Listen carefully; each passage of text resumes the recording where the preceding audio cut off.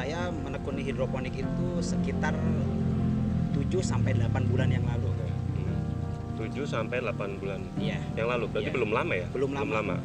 Berawal dari salah satu hobi saya, yaitu pencinta alam. Oke. Dari pencinta alam itu saya mempunyai beberapa kelompok pencinta alam. Dari situlah tercetus, dulu saya punya namanya Bejo. Bejo. Bejo. Bejo itu nama orang atau? Bejo itu adalah nama dari Berkah Jaya Organik. Oh, Berkah Jaya udah. Iya. Oke. Dari Bejo juga ada satu lagi usaha saya itu, yaitu Berkah Jaya Outdoor. Kalau outdoor lebih ke peralatan ya? Peralatan mendaki gunung, oke. ya. Mendaki gunung. Nah, dari situlah saya terpikir bagaimana petani itu gak harus kita di tanah. Oke. Dan juga nggak harus kita kotor-kotoran, apalagi nyangkut. Iya. Dan disitulah saya terpikir bagaimana saya harus belajar tentang hidroponik. Oke. Jadi berawal dari rasa keingintahuan saya itu tentang pertanian sih sebenarnya. Oke. Salah satunya hidroponik ini. Hidroponik ini ya. Nah, hidroponik itu awalnya juga memang nggak tiba-tiba saya mempelajari, saya belajar sama teman-teman yang banyak sekarang kita bisa klik-klik di web-web ya. Oke. Salah satu acara ini sendiri gitu banyak mengedukasi ya. Terima kasih juga untuk datang di Berkah Farm. Jadi dari sinilah kita banyak belajar. Dari sinilah kita berawal dari belajar, dari rasa keingintahuan kita untuk mengenal sesuatu. Nah, dari situlah saya memulai rasa keingintahuan untuk berhidroponik. Saya memulai dari styrofoam dulu. Styrofoam. Styrofoam. Oh. Saya memulai itu dari styrofoam. Oh, dari sistem yang pakai styrofoam itu ya? Betul. Peralatan bekas. Oh, peralatan bekas. Peralatan bekas. Oke. Seperti limbah-limbah seperti botol. Botol, betul. Mungkin ada beberapa orang kan mungkin yang iseng aja gitu, Betul. atau mungkin yang pengen hobi cuman belum berani untuk yang mungkin versi besarnya. Iya. Jadi mulai dengan yang manfaat barang yang ada lah. Betul. Gitu. Oke. Betul. Nah, di sini kan sudah katakanlah sudah jadi pengelola ya Berkah Farm ya. Betul. Nah, di sini sudah ada berapa karyawan atau rekanan yang ikut membantu? Karyawan inti saya di sini ada 4 orang. 4 orang ya. 4 orang. Itu masing-masing ada Job desk-nya. job desk-nya sendiri-sendiri ya. Oke. Sekarang bicara teknis nih, Ya. Kang Anggi. Kalau sebagian orang kan mungkin sudah ada beberapa yang tahu, dan Betul. sebagian orang mungkin ada yang benar-benar belum tahu dan ingin melakukan usaha ini kan. Nah, kalau basic dasarnya itu hidroponik itu apa sih? Gitu. Hidroponik itu sesimpel itu ya. Hidroponik adalah tanaman yang hidup di air. Hidup di air. Hidup di Oke. air. Cuma yang kita formulasikan melalui satuan nutrisi. Satuan nutrisi. Iya, kalau Nah, tanaman cuma hidup mungkin hidup ya di air. hidup, Tapi bagaimana hidroponik itu bisa maksimal? Yaitu ada butuh nutrisi. nutrisi ya. Yang disebut unsur hara ya. Unsur hara. Dengan unsur hara ada yang 13, ada yang 16, ada yang mungkin 8, 7 tergantung mereka bikin untuk tanaman apa dan jenis apa. Tergantung media juga seperti apa.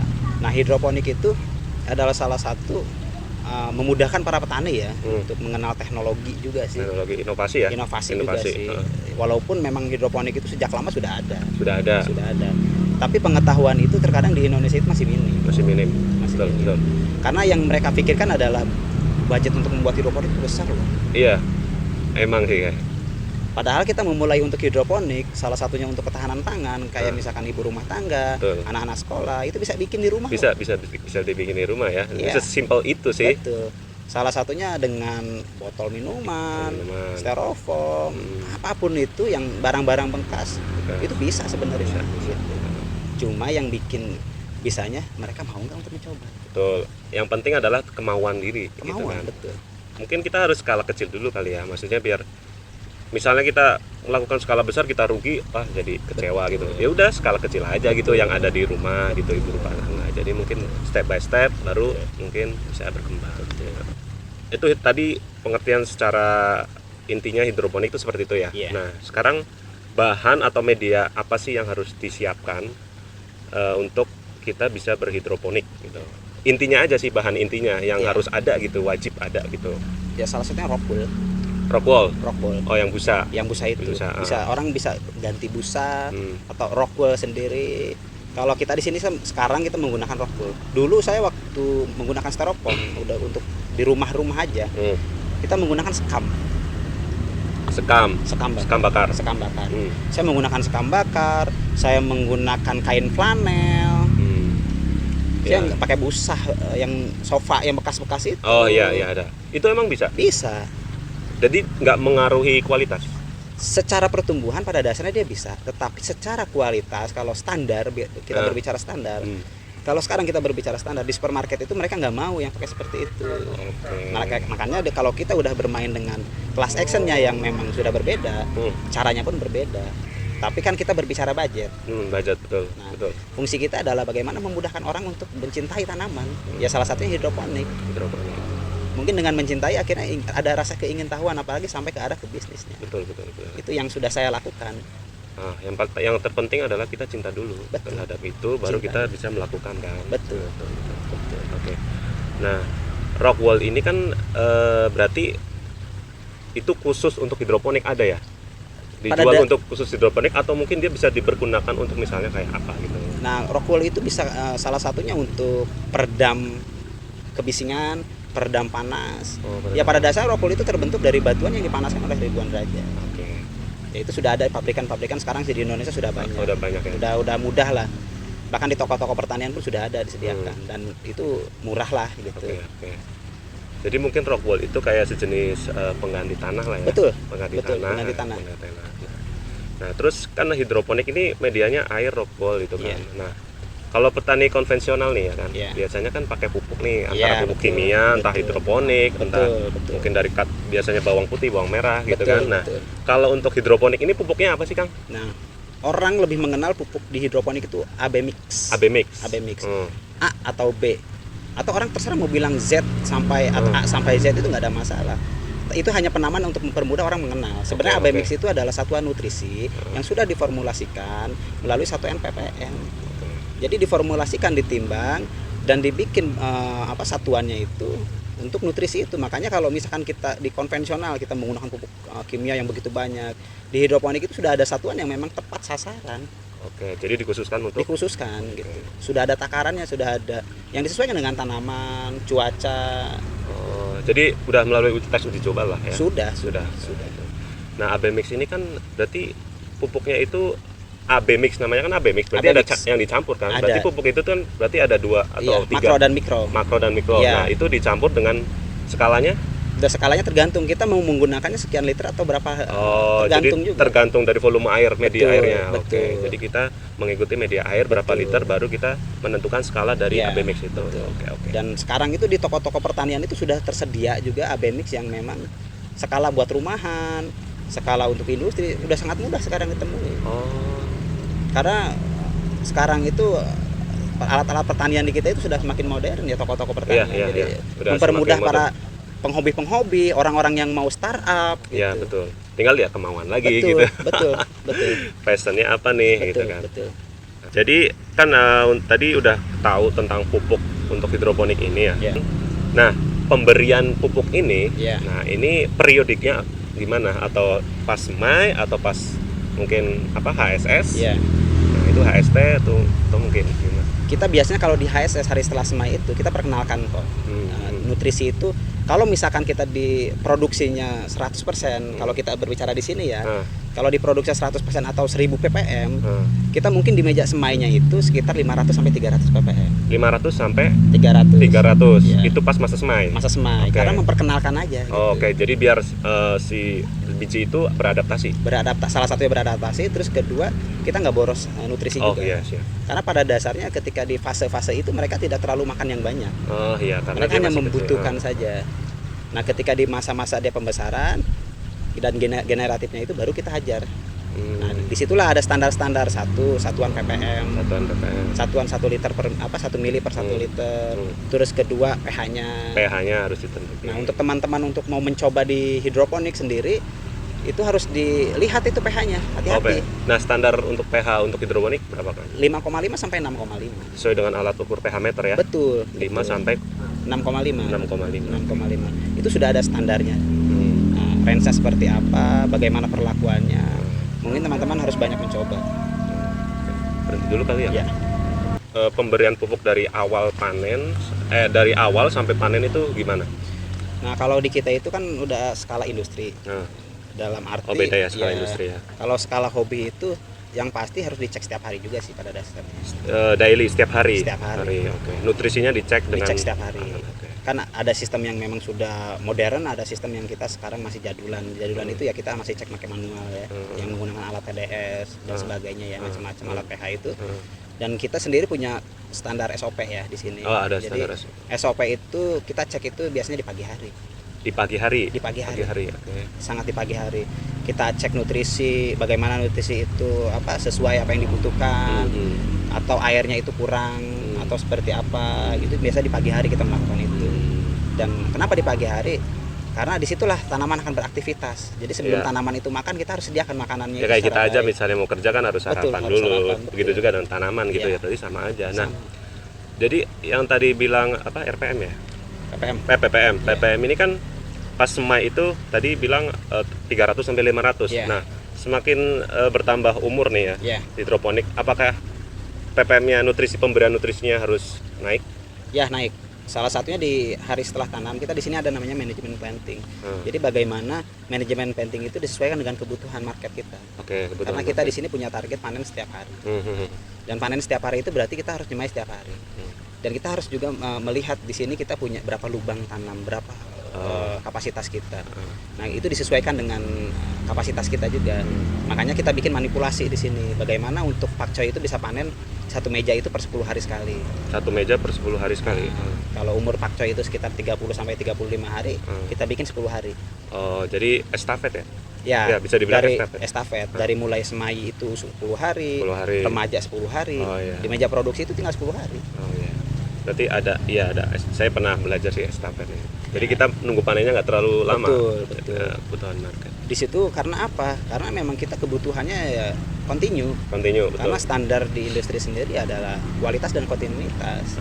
Jadi buat teman-teman kalau mau memulai sesuatu itu, memulailah dari kontinuitas, bagaimana mempelajarinya secara kontinu, bagaimana rasa keingintahuan kontinu, bagaimana untuk belajarnya atau mencobanya untuk kontinu.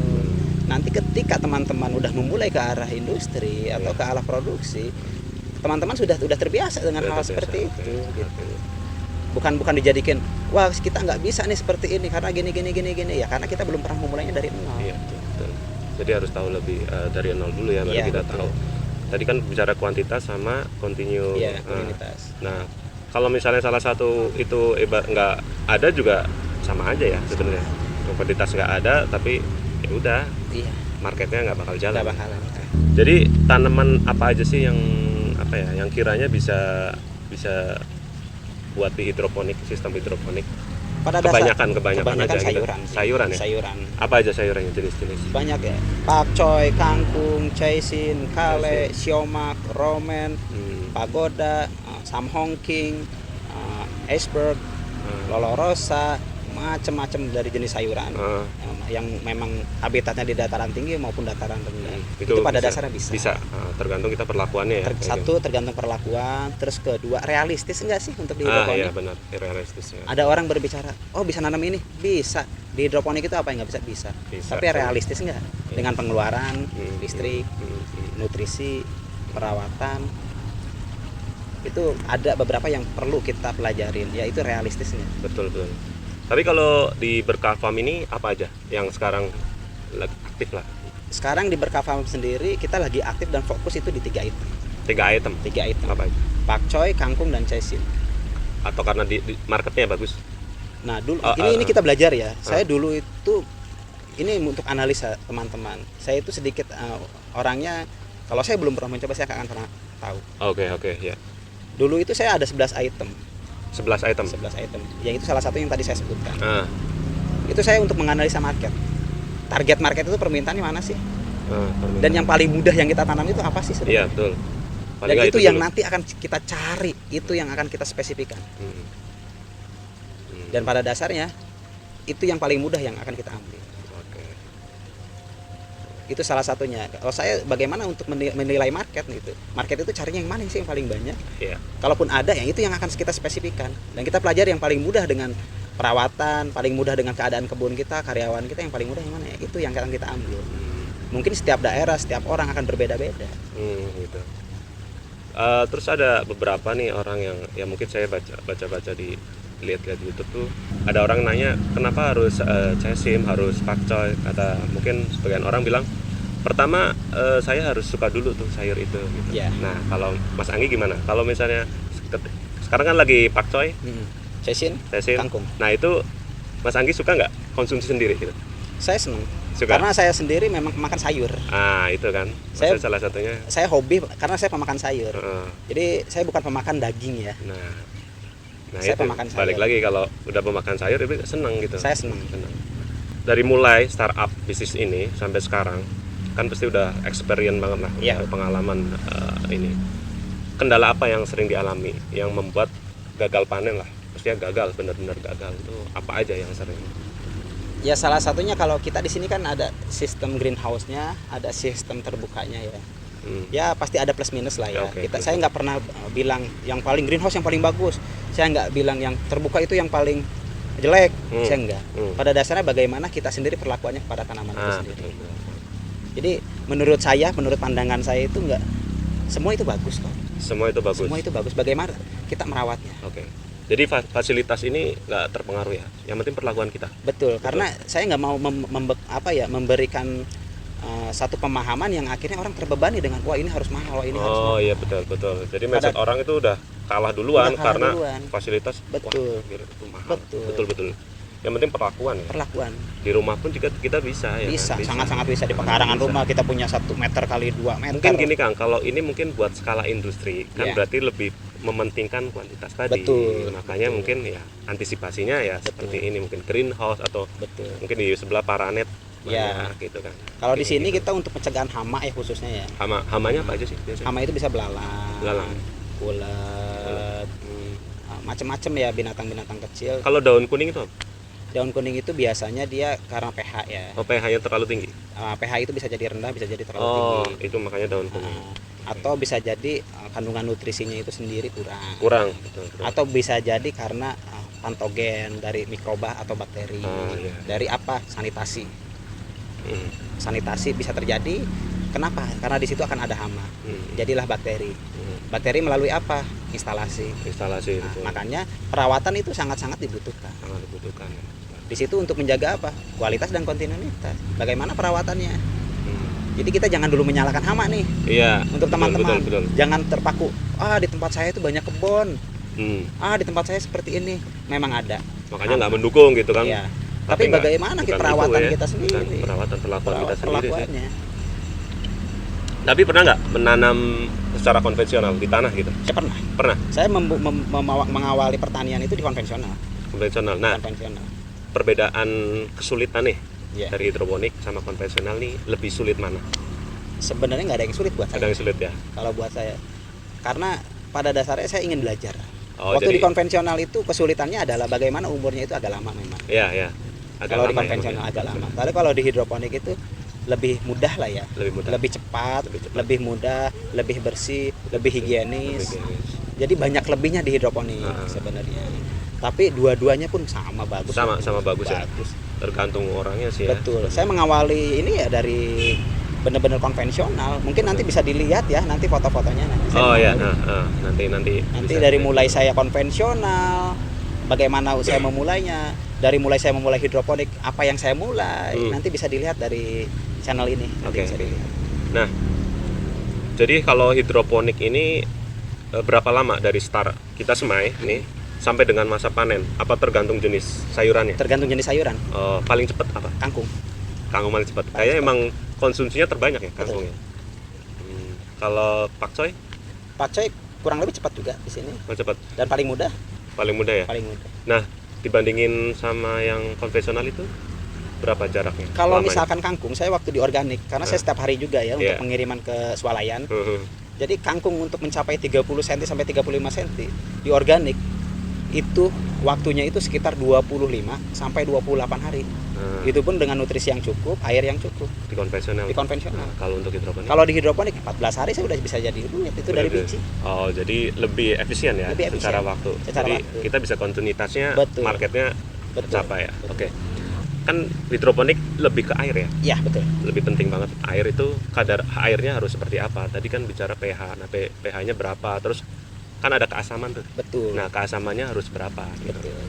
Nah, kalau misalkan teman-teman mau mulai, misalkan kalian, oh saya di Iya. tempat saya itu pH-nya itu udah tinggi. Ini katakanlah orang belum punya pH meter nih, ya kan. Ah. Tapi orang udah pengen mulai, oh Ah. kayaknya itu air doang nih sama apa rockwool net pot kan. Betul. Nah itu apakah air biasa, itu Ah. air sumur atau entah air apa itu bisa? Bisa. Bisa. Air apa aja? Air apa aja bisa. Iya bisa. Walaupun nggak dikasih nutrisi, bisa. Kalau secara hidup ya hidup, tapi Hidup. secara dia Oh, untuk bisa. bertumbuhan mungkin nggak bisa. Nggak bisa. Belum bisa. Kalau cuma hidup ya hidup ya. Tapi untuk buat kayak trial mah nggak Iya apa-apa. nggak ada masalah. Nah baru mungkin kalau udah bisa baru kasih ABMI. Pada dasarnya teman-teman kalau mau memulai, misalkan Hmm. menggunakan styrofoam, itu kita nggak punya ABMI, kita nggak beli ABMI. Ah. Coba teman-teman bikin dari styrofoam. Teman-teman bisa menggunakan air apa? Air cucian beras. Oh ya itu beras Untuk nanam bisa. apa? Kangkung. Kangkung bisa. Kalau tumbuh ya akan tumbuh. Tapi kalau kita berbicara produksi, kalau kita berbicara udah mulai ke arah yang ke arah industri dan lain-lain, itu udah beda perlakuannya. Tapi saya tuh nggak ingin ada teman-teman yang terkekang dengan salah satu, oh ini nggak bisa, ini nggak bisa. Oh gara-gara Harus bisa dulu. Iya harus bisa dulu sih. Harus lakukan dulu. Intinya harus mencoba dulu, Harus. ya kan? Mencoba dulu. Jadi nanti tahu kan Betul. urusannya. Betul. Nah, ini kan ada alat ukurnya ya? Ya, Itu alat ukurnya namanya apa? TDS. TDS sama pH meter. pH meter. Nah, Betul, itu udah banyak di toko-toko udah banyak. udah banyak ya. Udah banyak. Tapi itu akurat nggak? Kita harus kalibrasi. Oh, kalibrasi. Satu, kita setiap per satu hari itu, setiap hari kan kita cek nutrisi, bagaimana perawatannya alat-alat itu. Kalau kita punya SOP-nya itu setelah penggunaan itu dicuci Dicuci ya? dengan air baku, air bersih ya.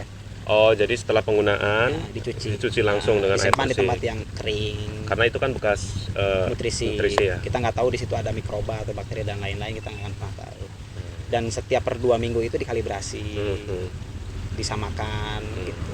Dan kita secara berkala itu pengecekan itu, karena alat itu salah satu membantu banget gitu. Nggak ada alat itu kita ya kesulitan juga. Sulit ya. Jadi Iya. by feeling lagi balik Betul. lagi. Kita nggak bisa kalau di skala produksi pakai by feeling gitu. Iya, nggak bisa. Karena itu udah tuntutan ya. Betul, karena Tuntutan. itu harus kita nyari angka yang pasti. Angka gitu. yang pas. Jadi udah ada standarnya lah, Betul. prosedurnya. Nah, jadi kan pasti di hidroponik ini juga ada kelebihannya yang tadi bilang lebih bersih ya kan segala macam. Nah, kekurangannya apa aja kan? Kekurangannya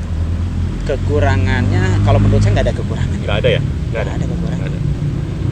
Nggak ada. Malah lebih efisien. Lebih efisien, Lebih enak lah ya kan. lebih enak dan lebih cepat pertumbuhan, lebih higienis, lebih mudah lah. Lebih mudah. Iya, Iya. lebih mudah. Tinggal orangnya mau apa tidak. Betul. Nah, kan di hidroponik yang saya tahu tuh ada beberapa sistem kan. Iya. Ada sistem Wix, terus ada sistem DFT, Iya, pakai NFT. tabung. Nah, itu bisa nggak dijelasin Wix itu seperti apa, DFT itu seperti apa, NFT itu seperti apa gitu. Kalau DFT itu biasanya orang menggunakan pipa atau menggunakan Oh, sistem di dinding Oke, gitu ya. pipa yang jadi bertingkat ya. Iya, bertingkat itu namanya itu. DFT. Iya. Ah, Teras sharing ya. Iya, Kayak gini teras-sharingnya kayak gini. sharing Iya, kayak betul, gini. Saya betul. lihat. Itu. Kalau saya sendiri di sini menggunakan DFT ya. DFT. Flow teknik. Oh, NFT. Sorry, NFT. NFT. Saya di sini menggunakan NFT. Oh, Kemudian film NFT. teknik. Oh ya, film teknik betul. Ya, kenapa saya pilih NFT? Adalah salah satunya bagaimana mempermudah saya perawatannya, termasuk karyawan saya sendiri, terus mempermudah masa panennya juga. Jadi operasionalnya lebih mudah. Kalau menurut saya Iya, untuk menurut- sekarang nah. NFT itu lebih mudah. Berarti selera masing-masing ya. Dan saya nggak bilang sistem week ini enggak, semua bagus sih pada Cuman dasarnya. balik lagi ke selera orang. Betul, gitu. selera. Kita mau pakai sistem Wix atau Aeroponik mau apa? kalau yang biasanya yang ibu rumah tangga atau perumahan itu biasanya pakai sistem Wix tuh, Sistem yang, Wix, yang betul. lebih mudah lah. Lebih mudah. Pakai box aja, tinggal di atasnya bisa, pakai botol aqua yang Dan bekas. itu yang penting. pertama saya lakukan dulu. Nah iya kan mulai dari situ Betul. juga. Mulai dari situ. Tapi kalau skala produksi, kalau saya sendiri melihat realistis atau enggak. Jadi kalau menurut saya semua realistis. Realistis. Bagaimana perlakuan kita pada dasarnya itu sih. Bicara skala industri lah, Iya. ya kan. Misalnya anggap aja di sini, itu budget yang diperlukan berapa sih rata-rata? Skala industri. Aduh, kalau misal berbicara budget ya, budget itu Mungkin dari segi apanya ya, equipment, peralatannya semua segala macam itu. karena Skala industri nih. kalau ya kan? skala industri itu orang bisa bilang gue punya budget 5 juta pun bisa skala industri. Iya, iya. Karena pada dasarnya industri itu bukan hanya dia tempat besar, Oke, oke. tapi bagaimana dia bisa produktivitas secara kontinu. Secara kontinu. Kenapa? Karena itu bisa membangun ekonomi. Itu bisa disebut industri kalau menurut saya. Jadi semakin mungkin kalau semakin skala industrinya besar, nah budgetnya juga semakin besar. Betul, gitu. itu akan mengikuti Kosnya gitu. Kosnya akan mengikuti. Oke. Jadi ini tadi bicara tentang teknisnya lah. Ya. Nah, sekarang marketnya nih, ya kan, hidroponik ini marketnya ini kemana sih? Oke. Kalau di sini aja itu kemana gitu? Ini sekedar motivasi buat Ya, teman-teman motivasi aja. Dulu saya mengawali market itu, saya jual teman ke teman, kebun ke kebun. Teman dari teman ke teman, kebun, End user, saya ibu rumah tangga, ibu rumah tangga, warung-warung gitu. warung-warung. Saya memulai dari situ. Nah, ya. Dari situlah teman-teman akhirnya melihat sayur-sayuran kita, ini cocok loh, ini bisa loh. Karena saya ada istiqomahnya di situ loh. Nah. Istiqomah apa sih? Kontinuitas itu. Ya. Nah, dimulai dari seperti itulah. Jadi kita nggak pernah mau mempersulit. Saya nggak mau mempersulit diri saya sendiri waktu mengawali ini. Bagaimana saya harus mempermudah mengawali ini gitu. Saya harus jual kemana? Ya harus jual end user. Saya harus jual ke teman saya, ke kebun-kebun ya. Saya jual gitu. Tapi di situ ada nilai, ternyata ada ilmu yang harus kita pelajari. Bagaimana karakter konsumen, bagaimana karakter kebun-kebun. Yang pada dasarnya sekarang kita sudah punya market tetap gitu. Kontrak-kontrak yang kita sudah terima. Kontraknya. Betul. Jadi untuk teman-teman jangan pernah takut untuk memulai hidroponik atau mau bercocok tanam. Teman-teman mau memulainya dari tanah konvensional, mau memulainya dari styrofoam, botol bekas, sekalipun industri, silakan teman-teman lakukan. Jangan pernah membatasi cita-cita kalian. Oke. Jadi jangan pernah membatasi. Jadi buat saya itu adalah man in process, good is process. Iya, betul. Kita yang jalan itu Tuhan yang tentukan. Iya, Yang penting kita jalan yang iya, terbaik. yang penting kita step by step itu secara konsisten. Betul. Jadi membuat teman-teman ini jangan ya seperti yang Kak Anggi bilang, jangan membatasi diri lah. Jadi action aja gitu, mulai aja. Jadi nanti bakal ketemu titik masalahnya. Nah, nanti kita perbaikan, mungkin kita bisa mencapai gitu ya. Nah, terus kita bicara omset nih, ya kan. Untuk skala mungkin yang Mas Anggi capai ini, omset udah berapa kan? Di sekarang itu kita Average aja ya, maksudnya mungkin kan itu fluktuatif ya. Iya. Itu kan nggak mungkin kalau misalnya gaji UMR kan misalnya udah Iya. stabil. Nah, kalau usaha kan pasti fluktuatif. Nah ini di range-nya itu per bulan tuh berapa? 30 sampai 50 juta. 30 sampai 50 juta. Wow. Itu udah fantastis sih. Tapi itu udah ya bertahap sih ya. Karena man in proses itu. Jadi ada proses di situ. Ya. Dulu saya yakin dengan teman-teman punya keyakinan belief system yang teman-teman punya. Saya sendiri dulu masa bisa saya seperti itu. Tapi kalau saya nggak mau membatasi diri saya dengan hal-hal yang bodoh menurut saya. Iya. Hal sesuatu yang akhirnya mengekang diri saya sendiri. Saya harus melakukan itu yang terbaik makanya. Kalaupun sekarang proses yang saya terima, ya saya besok akan 100 juta. Jadi ya sebenarnya prosesnya aja ya. Prosesnya aja. Jadi kita harus sabar juga, istiqomah, konsisten ya. Nah, oke. Terkait usaha ini kan ini termasuk UMKM ya. Yeah. Nah, mungkin pandangan Mas Anggi sendiri kan ini Mas Anggi tergolongnya masih muda ya. Yeah. Nah, untuk pandangan terkait UMKM kita tuh bagaimana nih? Jadi apa yang harus anak muda biar semangat untuk kita berjiwa UMKM ini harus memulai usaha ya kan? Betul. Jadi kalau untuk teman-teman kalau berbicara UMKM, apa yang teman-teman suka? Ya, passion ya. Fashion. Lakukan itu passion. Lakukan itu. Makanan. Coba teman-teman kulik di makanan. Entah dia punya warkop, entah dia punya kafe-kafe, lakukan itu. Digital. Dia hobi, lakukan itu digital. Jadilah yang terbaik dari apa yang kamu suka hari itu. Jadi jangan pernah membatasi diri kalian untuk nggak bisa, ini takut. Jangan pernah membatasi itu. Kalau kalian membatasi itu berarti kalian membatasi diri kalian dengan kesuksesan. Iya, pokoknya apa yang kalian suka langsung lakukan aja gitu, nggak usah ada pertimbangan. Dan berikan terbaik pada diri kalian dan pada orang lain. Selama itu bermanfaat untuk diri kamu, selama itu bermanfaat untuk orang lain, lakukan yang terbaik hari itu. Karena kita nggak pernah tahu rezeki itu ada di mana. Iya, betul. Tapi selama kita melakukan yang terbaik, rezeki akan datang dengan seiring berlakunya kita melakukan yang kebaikan itu. Jadi kesimpulannya adalah kita tetap fokus pada proses ya. Betul. Untuk hasil itu Betul, kita itu yang saya mengikuti, maksud. gitu kan. Jangan takut untuk memulai dengan Betul. sesuatu yang kita suka. Betul. Jadi kita sudah membatasi diri kita buat Betul. melakukan itu. Untuk podcast kali ini mungkin itu aja yang bisa disampaikan. Jadi kesimpulannya adalah kita jangan takut untuk memulai suatu usaha yang kita suka, tetap konsisten agar usaha kita terus meningkat. Gitu aja ya Kang ya. Iya, betul. Oke. Terima kasih untuk Kang Anggi sudah sharing dengan kita. Semoga usaha Kang Anggi di hidroponika semakin meningkat. Amin. Oke. Itu saja mungkin dari Biar Toko.